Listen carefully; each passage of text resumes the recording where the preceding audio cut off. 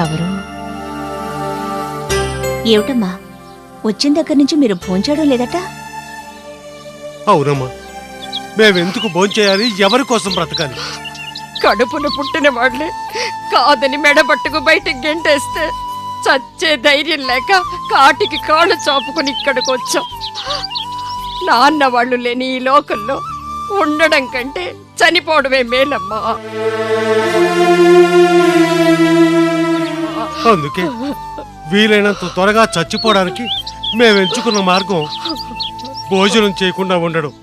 అమ్మా, సమస్య మీ ఒక్కరికే కాదు, ఇక్కడుండే వాళ్ళందరికీ ఇదే సమస్య.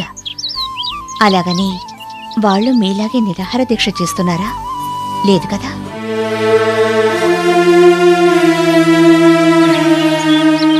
చూడండి ఎంత సంతోషంగా ఉన్నారో వాళ్ళు.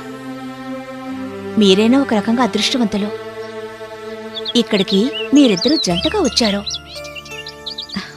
మీరు ఒకరి కోసం ఒకరున్నారు. కానీ ఇక్కడ ఉండే వాళ్లలో చాలా మంది ఒంటరిగా వచ్చారు. మరి వాళ్ళెంత బాధపడుతూ ఉండాలమ్మా? ఏమన్నారు? కడుపున పుట్టిన వాళ్ళు మెడపట్టి బయటికి గెంటేశారనా? అమ్మా, దానికి బాధపడాల్సింది మీరు కదమ్మా, వాళ్ళు.